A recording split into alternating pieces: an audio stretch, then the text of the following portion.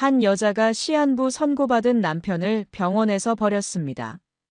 며느리 박수진은 차가운 목소리로 말했습니다. 더 이상 죽을 사람과 함께 살 수 없어요. 그런데 수진이 몰랐던 게 있었습니다. 바로 시아버지 김정호의 진짜 정체였죠. 낡은 수선집을 운영하는 평범한 노인으로만 알았던 그가 사실은 강남 최대 부동산 그룹의 회장이었던 겁니다. 며느리가 아들을 버린 그 순간부터 정호의 차가운 복수가 시작되었습니다. 과연 수진은 자신이 저지른 실수의 대가가 얼마나 클지 알고나 있을까요? 오늘 이야기 어디에서 듣고 계신가요? 댓글로 알려주시면 더 반갑고 가까운 느낌일 것 같아요. 구독과 좋아요도 잊지 말고 눌러주세요. 김정호는 새벽 5시에 일어나 작은 수선집 문을 열었습니다. 골목길에 자리한 허름한 가게는 30년째 그의 터전이었습니다. 낡은 미싱 소리가 조용한 아침을 깨웠습니다. 정호의 손은 오랜 세월 바느질로 거칠어졌지만 여전히 정교했습니다. 옷감을 만지는 그의 손길에는 장인의 혼이 담겨 있었습니다. 아버지, 안녕하세요. 아들 민수가 가게 문을 열고 들어왔습니다. 35살의 민수는 성실한 회사원이었습니다. 매주 일요일마다 아버지를 찾아오는 것이 그의 변함없는 습관이었습니다. 손에는 아버지가 좋아하는 붕어빵을 들고 있었습니다. 아이고, 우리 아들 왔구나. 밥은 먹고 왔니? 정호는 바느질하던 손을 멈추고 반가운 얼굴로 민수를 맞았습니다. 아버지 앞에서만큼은 여전히 어린아이 같은 표정이 되는 민수였습니다. 네, 먹고 왔습니다. 아버지는 요즘 어떠세요? 건강하시죠? 민수는 아버지의 어깨를 살피며 걱정스러운 눈빛을 보냈습니다. 혼자 사는 아버지가 늘 마음에 걸렸습니다. 나야 뭐 별일 있겠니? 이렇게 일하면서 건강하게 지내고 있어. 정호는 아들의 걱정을 덜어주려 일부러 밝게 웃었습니다. 하지만 민수의 눈에는 아버지의 깊어진 주름과 야윈 몸이 보였습니다. 아버지, 오늘은 좀 특별한 이야기가 있어서 왔습니다. 민수의 표정이 갑자기 진지해졌습니다. 정호는 바느질을 완전히 멈추고 아들을 바라봤습니다. 무슨 일이니? 사실 제가 결혼을 생각하고 있습니다. 수진이라는 여자분을 만나고 있거든요. 정호의 얼굴에 미묘한 변화가 스쳤습니다. 기쁨보다는 걱정이 앞섰습니다. 세상을 오래 살아본 경험으로 사람을 보는 눈이 남달랐던 그였습니다. 그 여자분 어떤 분이니? 너한테 잘해주고. 아버지의 신중한 질문에 민수는 열정적으로 수진에 대해 설명하기 시작했습니다. 32살의 수진은 대기업에서 일하는 커리어우먼이었습니다. 예쁘고 똑똑하다고 민수는 자랑했습니다. 다음 주에 수진이를 모시고 올게요. 직접 만나보시면 좋아하실 거예요. 민수의 눈에는 확신이 가득했습니다. 하지만 정호는 왠지 모를 불안감을 느꼈습니다. 아들의 행복을 바라는 마음과 경계심이 동시에 일어났습니다. 그래, 한번 만나보자. 정호는 일단 아들의 뜻을 존중하기로 했습니다. 하지만 마음 한편으로는 이미 경계 태세에 들어가 있었습니다. 일주일 후 박수진이 정호의 수선집을 찾아왔습니다. 단정한 차림새와 밝은 미소를 지은 32살의 여성이었습니다. 하지만 정호는 첫 만남부터 수진의 눈빛에서 뭔가 계산적인 것을 감지했습니다.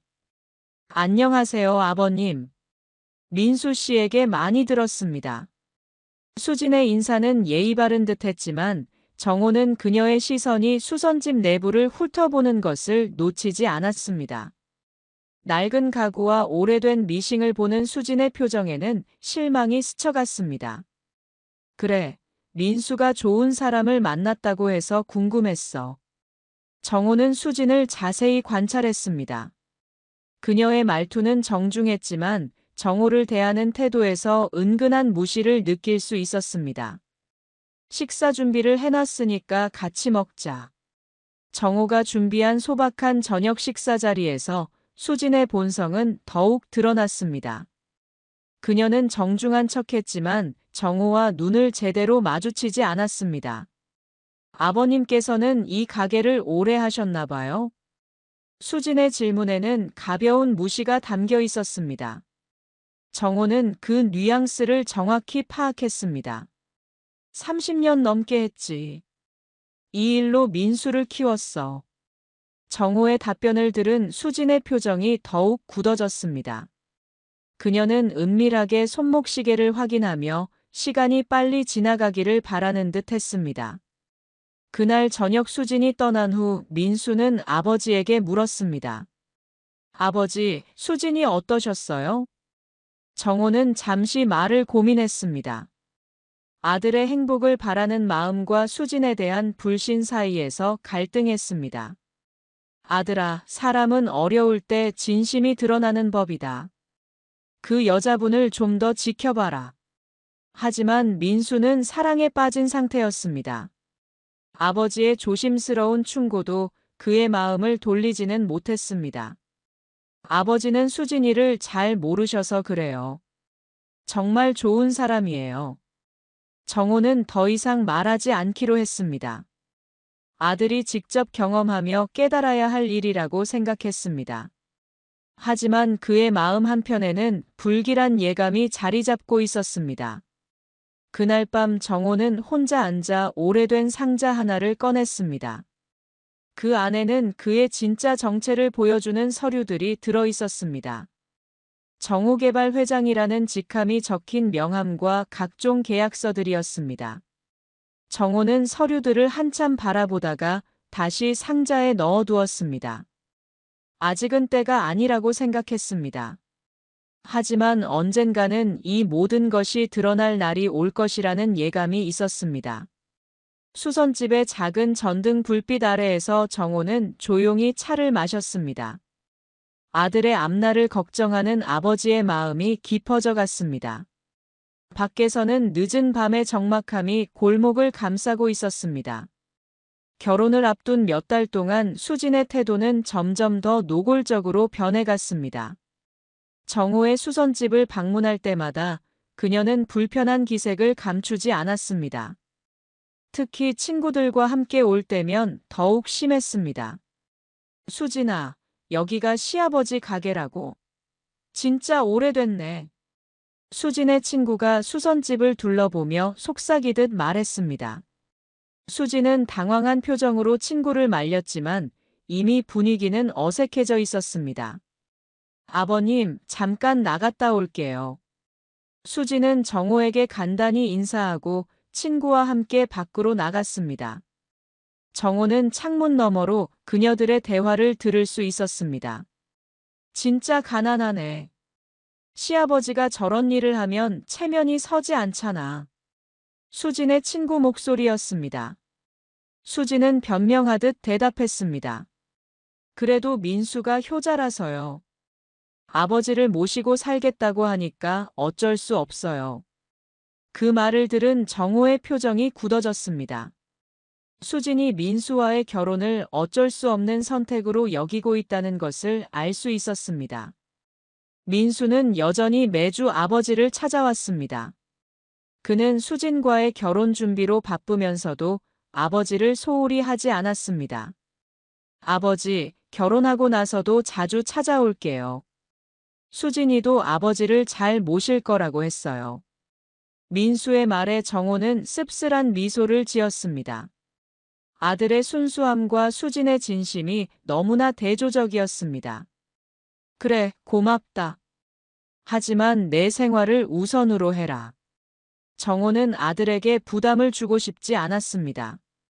하지만 마음 한편으로는 앞으로 일어날 일들이 걱정되었습니다. 결혼식 날이 다가왔습니다.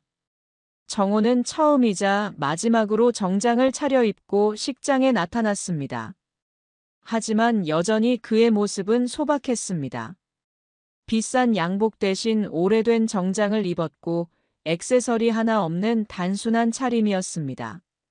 식장에서 수진의 가족들은 정호를 호기심 어린 눈으로 바라봤습니다. 특히 수진의 어머니는 정호를 보며 실망한 기색을 숨기지 않았습니다. 사위 아버지가 수선집을 하신다면서요? 요즘 시대에 그런 일을 하시는 분이 계시는군요. 수진 어머니의 말에는 은근한 무시가 담겨 있었습니다. 정호는 담담하게 답했습니다. 네, 평생 그 일을 해왔습니다. 그 일로 아들을 키웠고요. 정호의 당당한 대답에 수진의 가족들은 더 이상 말하지 않았습니다. 하지만 그들의 표정에서는 못마땅함을 읽을 수 있었습니다. 결혼식이 끝나고 피로연 자리에서 정호는 구석진 자리에 홀로 앉아 있었습니다. 수진과 민수는 하객들과 인사를 나누느라 바빴습니다. 정호는 조용히 그 모습을 지켜보며 복잡한 심정이었습니다. 아버지, 여기 혼자 앉아 계세요? 민수가 잠깐 아버지에게 다가왔습니다. 정호는 아들의 행복한 모습을 보며 미소 지었습니다. 괜찮다. 너희들 인사나 잘해라. 정호는 아들의 행복한 순간을 방해하고 싶지 않았습니다. 민수는 아버지에게 감사의 인사를 하고 다시 손님들에게로 갔습니다. 결혼식 후 며칠이 지나자 수진의 본성은 더욱 노골적으로 드러났습니다. 신혼집에 정착한 후 그녀는 민수에게 노골적으로 불만을 표했습니다. 여보, 앞으로 시아버지 방문은 좀 줄였으면 좋겠어요. 매주 가는 건 너무 부담스러워요. 수진의 요구에 민수는 당황했습니다. 아버지를 자주 찾아뵙는 것은 그에게 당연한 일이었습니다. 수진아, 아버지가 혼자 계시는데 어떻게 그럴 수 있어? 우리가 자주 찾아뵈어야 하는 거 아니야? 민수의 말에 수진은 짜증을 냈습니다. 그럼 당신 혼자 가세요. 저는 그런 곳에 가기 싫어요. 친구들이 뭐라고 할지 몰라요. 수진의 솔직한 말에 민수는 충격을 받았습니다. 아내가 아버지를 이렇게 생각하고 있다는 것을 처음 알았습니다. 수진아, 아버지가 어떤 분인지 너는 몰라. 나를 혼자 키우시면서 얼마나 고생하셨는데. 민수는 아버지에 대한 사랑과 존경심을 표현했습니다. 하지만 수진은 전혀 공감하지 못했습니다. 과거는 과거고 지금은 지금이에요. 우리 체면도 생각해야 하잖아요. 수진의 차가운 반응에 민수는 더 이상 말할 수 없었습니다. 결혼 후 처음으로 아내와 심각한 의견 차이를 느끼는 순간이었습니다. 그날 밤 민수는 혼자 고민에 빠졌습니다. 아버지에 대한 사랑과 아내에 대한 배려 사이에서 갈등했습니다. 하지만 결국 그는 아버지를 선택했습니다. 다음 주 일요일, 민수는 혼자 아버지를 찾아갔습니다. 정호는 아들이 혼자 온 것을 보고 무슨 일인지 짐작할 수 있었습니다. 수진이는 어디 있니? 정호의 질문에 민수는 머뭇거렸습니다. 아버지, 수진이가 좀 바빠서요. 민수는 거짓말을 했지만 정호는 진실을 알고 있었습니다. 며느리가 자신을 피하고 있다는 것을 말입니다. 그래, 이해한다. 젊은 사람들은 할 일이 많으니까. 정호는 아들을 위해 이해한다는 표현을 했습니다. 하지만 마음속으로는 수진에 대한 실망이 커져갔습니다. 그날 이후로 수진이 정호의 수선집을 찾아오는 일은 거의 없어졌습니다. 명절이나 특별한 날에만 마지못해 따라오는 정도였습니다. 그마저도 매번 불편한 기색을 감추지 않았습니다. 정호는 이런 상황을 조용히 지켜봤습니다. 아들의 행복을 위해 참고 견뎠지만 수진의 태도는 점점 더 노골적이 되어갔습니다. 그는 언젠가 이 모든 것이 터질 날이 올 것이라는 것을 예감하고 있었습니다. 결혼한 지 6개월이 지난 어느 날, 민수에게 이상한 증상이 나타나기 시작했습니다. 처음에는 단순한 두통 정도로 여겼습니다. 하지만 점차 증상이 심해졌습니다. 여보, 머리가 너무 아파요. 어지럽기도 하고요. 민수가 수진에게 호소했습니다. 수진은 처음에는 스트레스성 두통 정도로 생각했습니다. 요즘 회사 일이 많아서 그런 거 아니에요? 좀 쉬면 나아질 거예요. 하지만 민수의 증상은 나아지지 않았습니다. 오히려 더욱 심해졌습니다. 메스꺼움과 어지럼증이 계속되었고 시야도 흐려지기 시작했습니다. 수진아, 정말 이상해요. 병원에 가봐야겠어요. 민수의 제안에 수진도 동의했습니다. 남편의 상태가 심상치 않다는 것을 알 수 있었습니다. 병원에서 정밀 검사를 받은 결과는 충격적이었습니다. 의사는 심각한 표정으로 진료실로 두 사람을 불렀습니다. 김민수 씨, 아내분과 함께 앉으세요. 의사의 표정이 무거웠습니다. 민수와 수진은 불안한 마음으로 의자에 앉았습니다. 검사 결과를 말씀드리겠습니다. 뇌에 종양이 발견되었습니다. 의사의 말에 민수와 수진은 충격을 받았습니다. 특히 35살의 젊은 나이에 받는 종양 진단은 믿기 어려웠습니다. 종양의 위치상 수술이 매우 어렵습니다. 그리고 진행 속도를 볼 때 시간이 많지 않습니다. 의사는 조심스럽게 말을 이었습니다. 정확히 얼마나 남았나요? 민수가 떨리는 목소리로 물었습니다. 현재 상황으로는 6개월 정도로 보입니다. 치료를 받으면 조금 더 연장될 수는 있지만 의사의 말에 수진은 충격으로 말을 잃었습니다. 민수 역시 믿을 수 없다는 표정이었습니다. 진료실을 나온 두 사람은 한동안 말이 없었습니다. 갑작스러운 시한부 선고에 현실감이 없었습니다. 수진아, 괜찮아요? 너무 놀랐죠? 민수가 먼저 아내를 걱정했습니다. 자신의 죽음을 선고받은 상황에서도 아내를 먼저 생각하는 것이었습니다. 어떻게 괜찮아요? 이게 무슨 일이에요? 수진은 눈물을 흘리며 말했습니다. 하지만 그 눈물이 남편에 대한 걱정 때문인지 자신의 앞날에 대한 불안 때문인지는 애매했습니다. 집으로 돌아가는 길에서 민수는 가장 먼저 아버지를 떠올렸습니다. 아버지께 말씀드려야겠어요. 민수의 말에 수진은 당황했습니다. 지금 당장 말씀드릴 필요가 있어요? 아버님이 충격받으실 텐데. 수진의 말에는 아버지에 대한 걱정보다는 번거로움이 담겨 있었습니다. 아니에요. 아버지가 알아야 해요. 민수는 단호하게 말했습니다. 그에게 아버지는 이런 어려운 상황일수록 꼭 필요한 존재였습니다. 그날 저녁 민수는 정호의 수선집을 찾아갔습니다. 평소와 다른 심각한 표정을 보고 정호는 무슨 일인지 직감했습니다.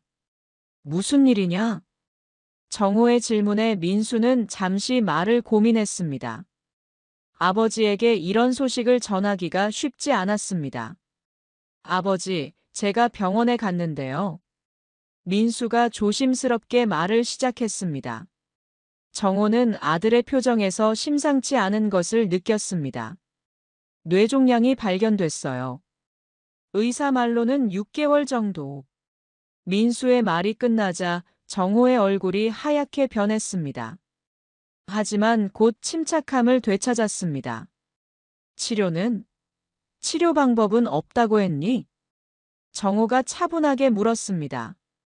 아들의 병에 대해 더 자세히 알고 싶었습니다. 수술은 어렵다고 해요.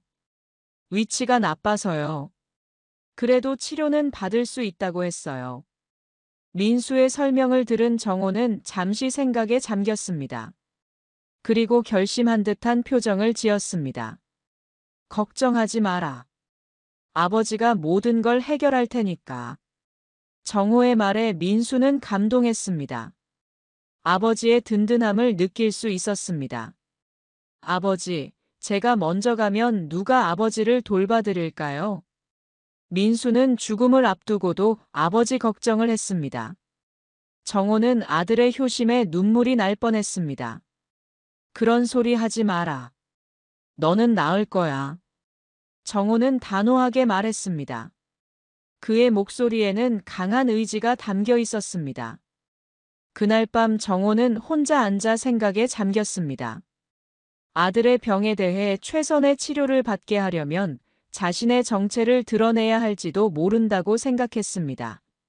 하지만 아직은 때가 아니라고 판단했습니다. 다음 날부터 민수의 치료가 시작됐습니다. 항암 치료와 방사선 치료를 병행하게 되었습니다. 치료비는 상당한 액수였지만 정호는 아무런 어려움 없이 모든 비용을 지불했습니다. 병원 직원들은 정호를 보며 안타까운 시선을 보냈습니다. 수선집 운영하는 노인이 아들의 치료비 때문에 어려움을 겪을 것이라고 생각했습니다. 아버님, 치료비가 많이 부담되시죠? 사회복지사와 상담받아 보시는 게 어떨까요? 간호사가 정호에게 조심스럽게 제안했습니다. 정호는 고맙다는 표현을 하며 넘어갔습니다. 고맙습니다. 일단 해볼게요. 정호는 자신의 정체를 드러내지 않으려고 했습니다. 평범한 아버지의 모습을 유지하고 싶었습니다. 치료가 시작된 후 민수의 상태는 점차 나빠졌습니다. 항암 치료의 부작용으로 머리카락이 빠지고 몸무게가 급격히 줄었습니다. 하지만 그는 여전히 아버지를 걱정하는 마음을 잃지 않았습니다. 아버지, 너무 무리하지 마세요. 병원에서 밤새지 마시고 집에 가서 주무세요. 민수가 아버지를 걱정했습니다. 정호는 매일 병원에서 밤을 새며 아들을 돌봤습니다. 나는 괜찮다. 내가 더 중요해. 정호는 아들의 걱정을 덜어주려 했습니다. 하지만 실제로는 그 자신도 지쳐가고 있었습니다. 육체적인 피로보다는 아들의 병에 대한 정신적 고통이 더 컸습니다. 한편 수진의 태도는 점점 변해갔습니다. 처음에는 남편의 병을 걱정하는 모습을 보였지만 시간이 지날수록 다른 모습을 드러내기 시작했습니다. 민수의 치료가 시작된 지 3개월이 지났습니다. 항암 치료로 인해 민수의 몸은 많이 야위었고 머리카락도 거의 빠진 상태였습니다. 하지만 그는 여전히 밝은 마음을 유지하려 노력했습니다. 수진의 병원 방문은 점점 줄어들었습니다. 처음에는 매일 와서 간병을 도왔지만 이제는 일주일에 2~3번 정도만 얼굴을 비췄습니다. 여보, 회사에서 중요한 프로젝트가 있어서 자주 못 와요. 이해해 줄 거죠? 수진이 변명하듯 말했습니다. 민수는 아내의 말을 있는 그대로 믿었습니다. 괜찮아요. 일이 중요하니까 신경 쓰지 마세요. 민수는 아내를 배려하는 마음으로 말했습니다. 하지만 정호는 수진의 변화를 예리하게 관찰하고 있었습니다. 한 달이 더 지난 어느 날 수진이 병실에 나타났을 때 그녀의 모습은 이전과 달랐습니다. 예전보다 화려하게 화장을 하고 새로운 옷을 입고 있었습니다. 수진아, 오늘 예뻐 보이네요. 어디 갔다 온 거예요? 민수가 아내의 모습을 보며 미소 지었습니다. 아내가 자신의 병 때문에 우울해하지 않고 평상시처럼 생활하는 것을 보니 오히려 다행스러웠습니다. 아, 그냥 친구들이랑 만났어요. 수진이 대수롭지 않게 답했습니다. 하지만 정호는 그녀의 눈빛에서 뭔가 다른 것을 감지했습니다. 그날 저녁 수진이 병실을 나간 후 정호는 복도에서 우연히 수진의 전화 통화를 듣게 되었습니다. 응, 오늘 병원 갔다 왔어. 정말 답답해 죽겠어. 언제까지 이렇게 살아야 하는지 모르겠어. 수진의 목소리는 짜증과 불만으로 가득했습니다. 정호는 충격을 받았지만 일단 자리를 피했습니다. 며칠 후 더 충격적인 일이 벌어졌습니다. 수진이 병실에 와서 민수에게 서류 뭉치를 내밀었습니다. 이게 뭐예요? 민수가 서류를 보며 물었습니다. 이혼 서류예요. 수진의 차가운 말에 민수는 믿을 수 없다는 표정을 지었습니다. 이혼 서류라고요? 왜 갑자기? 민수는 당황해서 물었습니다. 수지는 냉정한 표정으로 말을 이었습니다. 더 이상 이렇게 살 수 없어요. 6개월밖에 못 사는 사람과 함께 있을 수 없어요. 수진의 잔혹한 말에 민수는 충격을 받았습니다. 지금까지 들었던 말 중 가장 상처가 되는 말이었습니다. 수진아, 우리 결혼할 때 서로 약속했잖아요. 아프고 건강할 때나 함께 한다고. 민수가 간절하게 말했습니다. 하지만 수진의 마음은 이미 돌아서 있었습니다. 그땐 이런 일이 생길 줄 몰랐어요. 내 인생도 소중해요. 죽을 사람 붙잡고 싶지 않아요. 수진의 냉혹한 말에 민수의 눈에서 눈물이 흘러내렸습니다. 사랑했던 아내로부터 이런 말을 들을 줄은 꿈에도 생각하지 못했습니다. 제발 다시 생각해봐요. 제가 나을 수도 있어요. 민수가 마지막으로 애원했습니다. 하지만 수진은 단호했습니다. 의사가 뭐라고 했는지 알잖아요. 빨리 도장 찍어요. 그때 병실 문이 열리고 정호가 들어왔습니다. 병실에서 벌어지고 있는 상황을 한눈에 파악한 정호의 표정이 굳어졌습니다. 아버지. 민수가 흐느끼며 아버지를 불렀습니다. 정호는 침착하게 수진을 바라봤습니다. 이혼하고 싶다는 거지. 정호가 차분하게 물었습니다. 수진은 정호 앞에서도 당당했습니다. 네, 더 이상 함께 살 수 없어요.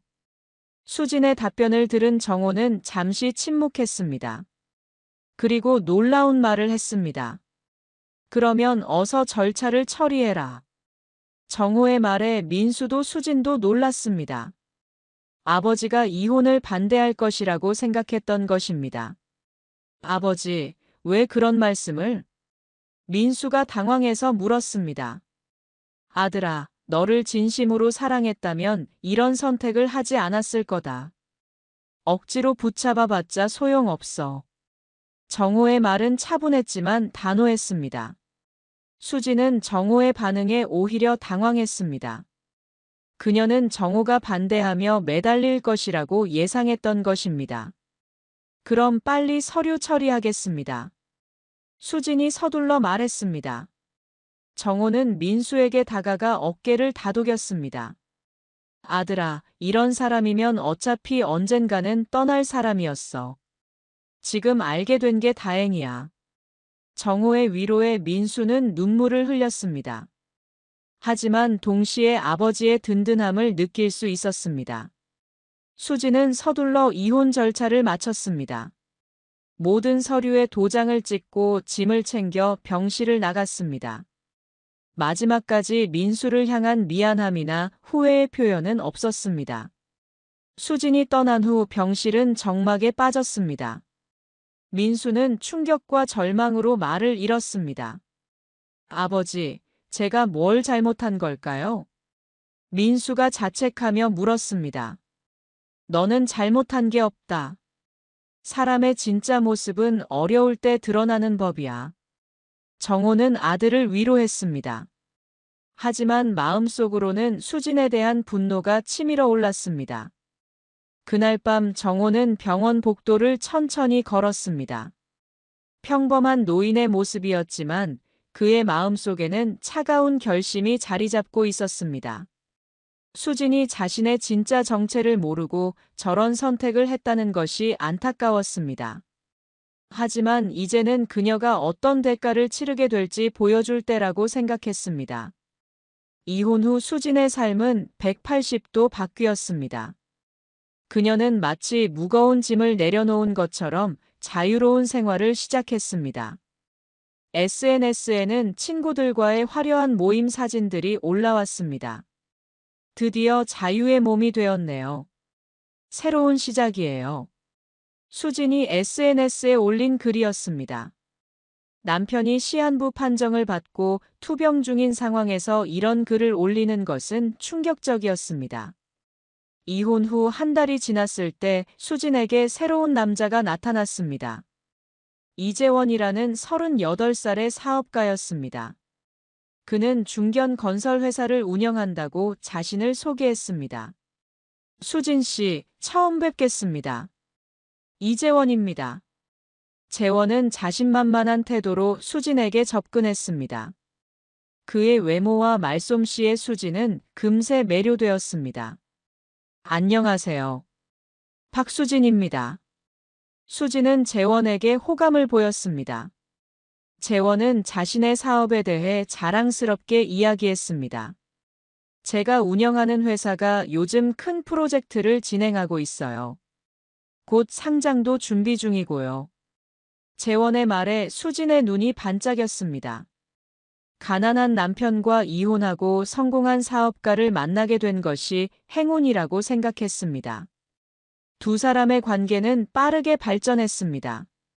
재원은 수진에게 비싼 선물을 사주고 고급 레스토랑에서 데이트를 했습니다.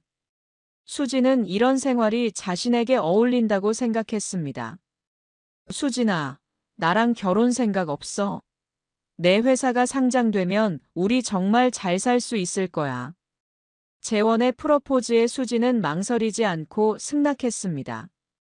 이전의 결혼 생활과는 비교할 수 없을 정도로 화려한 미래가 기대되었습니다. 좋아요. 당신과 함께라면 행복할 것 같아요. 수진의 답변에 재원은 만족스러워했습니다. 두 사람은 곧바로 결혼 준비에 들어갔습니다. 한편 민수의 상태는 점점 악화되고 있었습니다. 의사들도 예상보다 빠른 진행에 우려를 표했습니다. 하지만 정호는 포기하지 않고 최선의 치료를 받게 했습니다. 아버지, 저 때문에 너무 고생하시는 거 아니에요? 민수가 아버지를 걱정했습니다. 치료비가 상당한 액수라는 것을 알고 있었기 때문입니다. 그런 걱정하지 마라. 아버지가 다 해결할 테니까. 정호는 아들을 안심시켰습니다. 실제로 그에게는 치료비가 전혀 부담이 되지 않았습니다. 아버지는 항상 병원에서 밤을 새우며 아들을 돌봤습니다. 낡은 옷을 입고 병원 의자에서 잠을 자는 모습을 본 간호사들은 안타까워했습니다. 아버님, 집에 가서 주무세요. 여기서 계속 계시면 건강 해치세요. 간호사가 정호를 걱정했습니다. 괜찮습니다. 아들이 더 중요해요. 정호는 아들 곁을 떠나지 않았습니다. 그의 모습은 평범한 노인이었지만 아들에 대한 사랑만큼은 남달랐습니다. 그런데 이상한 일들이 벌어지기 시작했습니다. 재원의 건설 회사에 문제가 생기기 시작한 것입니다. 처음에는 작은 일부터였습니다. 진행 중이던 건설 프로젝트에서 인허가 문제가 생겼습니다. 이상하네요. 분명히 승인된 건데 갑자기 재검토한다고 하네요. 재원이 수진에게 불만을 털어놨습니다. 하지만 수진은 별로 신경 쓰지 않았습니다. 일시적인 문제일 거예요. 곧 해결될 거예요. 수진은 재원의 걱정을 대수롭지 않게 여겼습니다. 하지만 문제는 계속 이어졌습니다. 다음에는 은행에서 대출 연장을 거부했습니다. 이유는 회사의 신용도 문제라는 것이었습니다. 말이 안 돼요. 우리 회사 신용도는 문제 없었는데. 재원은 당황했습니다. 갑작스러운 신용도 하락이 이해되지 않았습니다. 이어서 주요 거래처들이 하나둘씩 계약을 파기하기 시작했습니다. 모두 회사의 내부 사정을 이유로 들었습니다. 도대체 무슨 일이 일어나는 거야? 재원은 혼란스러웠습니다. 순조롭게 진행되던 모든 일이 동시에 꼬이기 시작했습니다. 수진도 이제 심상치 않은 상황임을 깨달았습니다. 재원의 회사가 어려워지면 자신의 미래도 불투명해지기 때문이었습니다. 여보, 정말 괜찮은 거예요? 회사 상황이 어떤 거예요? 수진이 걱정스러운 목소리로 물었습니다. 잠시 어려운 시기일 뿐이야. 곧 해결될 거야. 재원은 자신감을 보이려 했지만 내심 불안했습니다. 이상하게도 모든 일이 동시에 잘못되고 있었습니다. 한편 정호는 여전히 평범한 노인의 모습으로 병원에서 시간을 보내고 있었습니다. 아무도 그가 이 모든 일의 배후에 있다는 것을 상상할 수 없었습니다. 어느 날 정호는 조용히 병원을 나와 시내의 한 빌딩으로 향했습니다. 정호개발이라는 간판이 붙은 고층 빌딩이었습니다.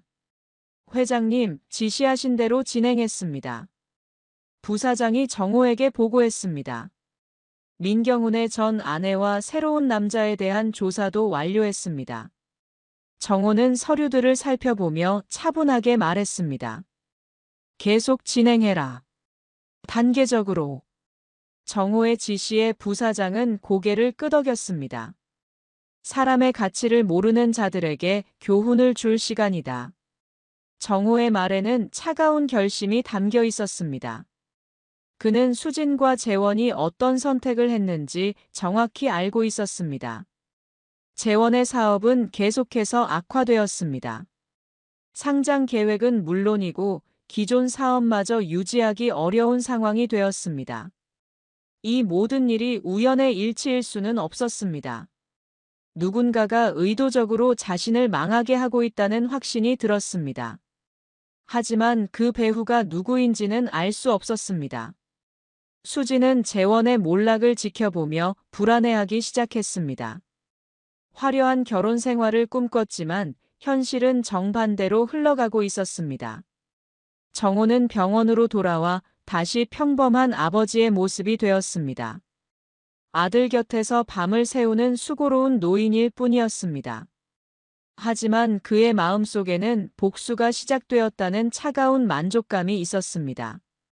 아들을 버린 며느리와 그녀의 새로운 남자가 어떤 대가를 치르게 될지 지켜볼 생각이었습니다. 재원의 회사는 완전히 무너져 내렸습니다. 마지막 희망이었던 대형 프로젝트마저 갑자기 취소되었습니다. 이유는 투자자들의 일방적인 철회였습니다. 이해할 수 없어요. 모든 조건이 완벽했는데 왜 갑자기? 재원은 절망적인 표정으로 수진에게 말했습니다. 수진 역시 상황을 받아들이기 어려워했습니다. 뭔가 이상해요. 이런 일이 우연히 일어날 수는 없어요. 수진이 의심스러운 목소리로 말했습니다. 하지만 배후를 알 수는 없었습니다. 그날 오후 재원에게 한 통의 전화가 걸려왔습니다. 정중한 목소리의 남자가 만나자고 제안했습니다. 정호개발 부사장입니다. 이재원 사장님과 잠시 만나 뵙고 싶습니다. 재원은 정호개발이라는 이름에 놀랐습니다. 국내 최대 부동산 그룹으로 유명한 회사였습니다. 정호개발에서 연락이 왔어. 뭔가 기회가 생긴 것 같아. 재원이 수진에게 희망적으로 말했습니다. 수진도 기대감을 보였습니다. 정말요? 그럼 상황이 나아질 수 있는 건가요? 하지만 그들이 알게 된 진실은 충격적이었습니다. 카페에서 만난 정호개발 부사장은 정중하지만 차가운 표정으로 재원을 맞았습니다. 이재원 사장님께서 최근 어려움을 겪고 계신다고 들었습니다. 부사장의 말에 재원은 조심스럽게 답했습니다. 네, 일시적인 어려움이 있습니다. 하지만 곧 해결될 것 같습니다. 부사장은 미소를 지으며 말을 이었습니다. 사실 저희 회장님께서 사장님의 상황에 대해 관심을 갖고 계십니다. 재원의 얼굴에 희망이 떠올랐습니다. 혹시 도움을 주실 생각이신가요? 부사장은 고개를 저었습니다. 도움이 아니라 설명을 드리려고 합니다. 사장님께서 겪고 계신 모든 일이 우연이 아니라는 것을 말입니다. 재원의 표정이 굳어졌습니다. 무슨 말씀이신지. 부사장은 테이블 위에 한 장의 사진을 올려놓았습니다. 낡은 옷을 입은 노인의 사진이었습니다. 이분을 아십니까?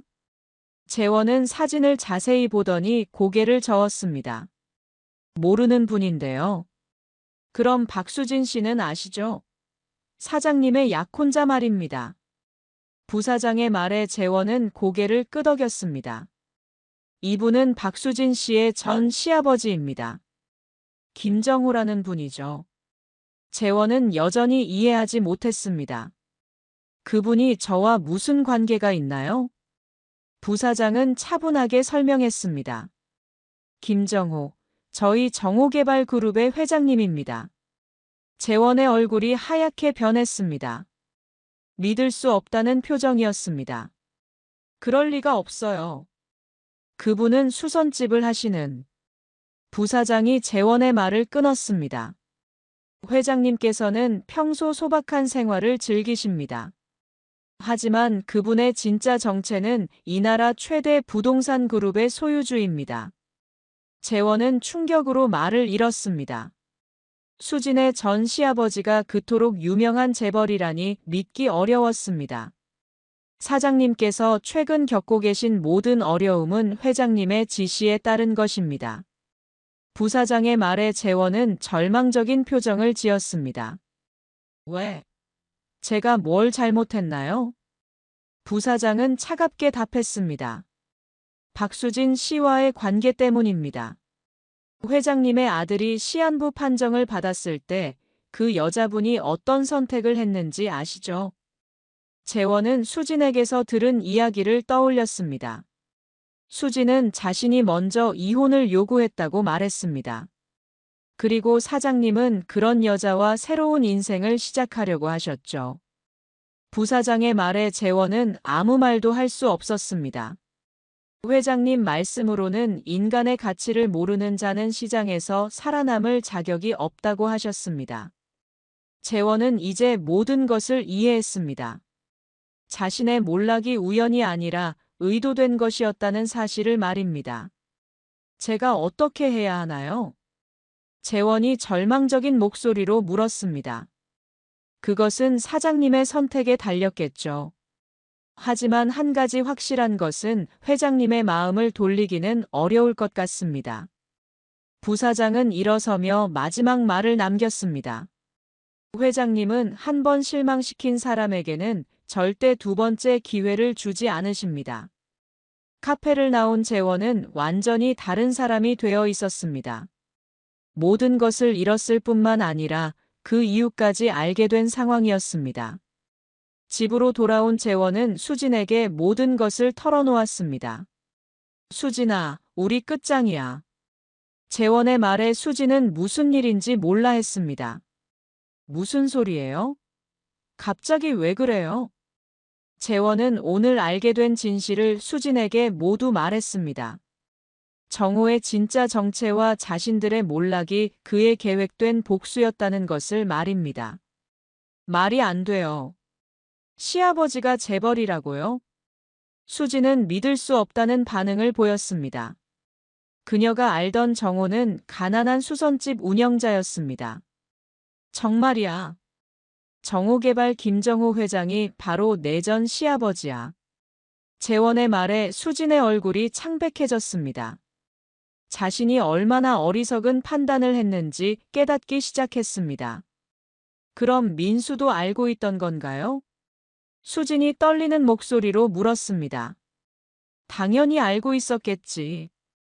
너만 모르고 있었던 거야. 재원의 말에 수진은 충격을 받았습니다. 자신이 재벌가의 며느리였다는 사실을 이제서야 알게 된 것입니다. 제가 뭘 한 건가요? 수진은 자신의 행동을 후회하기 시작했습니다. 시한부 남편을 버리고 새로운 남자를 선택한 것이 얼마나 큰 실수였는지 깨달았습니다. 이제 어떻게 해야 하죠? 수진이 절망적인 목소리로 물었습니다. 모르겠어. 이제 우리 둘 다 끝이야. 재원의 절망적인 말에 수진은 현실을 받아들이기 시작했습니다. 자신들의 모든 계획이 물거품이 되었다는 사실을 말입니다. 수진과 재원이 모든 진실을 알게 된 후 수진은 마지막 희망을 걸고 정호를 찾아갔습니다. 병원에서 여전히 민수를 돌보고 있던 정호를 만나기 위해서였습니다. 아버님, 잠깐 말씀 좀 드릴 수 있을까요? 수진이 병실 문 앞에서 조심스럽게 말했습니다. 정호는 민수의 침대 옆에 앉아 있다가 천천히 일어났습니다. 무슨 일이지? 정호의 목소리는 차분했지만 냉정했습니다. 수진은 떨리는 목소리로 말을 이어갔습니다. 제가 모든 걸 알게 됐어요. 아버님의 진짜 정체를 말이에요. 정호는 표정 하나 변하지 않았습니다. 마치 이런 순간이 올 것을 이미 예상하고 있었던 것처럼 침착했습니다. 그래서 어쩌려고? 정호의 질문에 수진은 무릎을 꿇었습니다. 병원 복도에서 바닥에 엎드린 채 애원하기 시작했습니다. 정말 죄송합니다. 제가 너무 어리석었어요. 다시 기회를 주세요. 수진의 절절한 애원을 지켜보던 간병인들과 간호사들이 수군거렸습니다. 하지만 정호는 전혀 동요하지 않았습니다. 기회라. 무슨 기회를 말하는 거지? 정호는 차가운 목소리로 물었습니다. 민수와 다시 결혼하고 싶어요. 제가 정말 잘못했어요. 돈 때문에 눈이 멀었어요. 수진의 고백에 정호는 씁쓸한 미소를 지었습니다. 돈 때문에 눈이 멀었다고. 그럼 지금은 내 돈 때문에 눈을 뜬 거네. 정호의 날카로운 지적에 수진은 할 말을 잃었습니다. 제발요. 민수가 나아지고 있다고 들었어요. 저도 변했어요. 수진이 계속 애원했지만 정호의 마음은 이미 굳어져 있었습니다. 내 아들은 당신이 가장 아플 때 버렸잖소. 그런 당신이 이제 와서 변했다고. 정호는 수진을 내려다보며 말했습니다. 사람의 진심은 어려울 때 드러나는 법이요. 당신은 그때 이미 자신의 선택을 했소. 수진은 계속 눈물을 흘리며 매달렸습니다. 하지만 정호는 더 이상 들으려 하지 않았습니다. 이제 그만 돌아가시오. 내 아들에게는 더 이상 접근하지 마시오. 정호의 단호한 말에 수진은 절망했습니다. 그녀는 마지막으로 병실을 향해 소리쳤습니다. 민수야, 내 말 좀 들어봐. 하지만 병실 안에서는 아무런 대답도 들리지 않았습니다. 정호는 수진을 더 이상 상대하지 않고 병실로 들어갔습니다. 병실 안에서 민수는 아버지를 바라봤습니다. 복도에서 들린 소리로 상황을 짐작할 수 있었습니다. 아버지, 수진이가 왔었나요? 민수의 질문에 정호는 고개를 끄덕였습니다. 왔었지. 하지만 이미 늦었어. 민수는 잠시 침묵했습니다. 그리고 의외의 반응을 보였습니다. 아버지, 저는 괜찮아요. 수진이가 행복했으면 좋겠어요. 민수의 말에 정호는 감동했습니다. 죽음 앞에서도 원망하지 않는 아들의 마음이 숭고했습니다. 아들아, 넌 정말 착한 아이구나. 정호는 아들의 손을 꼭 잡았습니다. 그의 눈에는 눈물이 맺혔습니다. 수진은 병원을 떠나면서 모든 것을 잃었다는 절망감에 빠졌습니다. 재원과의 관계도 끝났고 민수와의 재결합도 불가능해졌습니다. 그녀는 혼자 남겨진 채로 자신의 어리석은 선택을 후회했습니다. 하지만 이미 돌이킬 수 없는 일이었습니다. 며칠 후 재원은 모든 재산을 잃고 고시원으로 이사했습니다. 화려했던 과거는 모두 사라졌고 현실은 참혹했습니다. 이 모든 게 그 노인 때문이야. 재원은 분노했지만 어쩔 수 없는 현실이었습니다. 정호개발이라는 거대한 그룹 앞에서 그는 한없이 작은 존재였습니다. 한편 정호는 여전히 병원에서 아들을 돌보고 있었습니다. 평범한 노인의 모습으로 말입니다. 하지만 그의 마음속에는 만족감이 있었습니다. 아들을 버린 며느리와 그녀의 새 남자가 정당한 대가를 치렀다는 생각에서였습니다. 인간의 가치를 모르는 자들에게 준 교훈이었습니다. 정호는 이제 아들의 회복에만 집중하기로 했습니다. 6개월이 지나고 놀라운 일이 벌어졌습니다. 민수의 뇌종양이 기적적으로 사라지기 시작한 것입니다.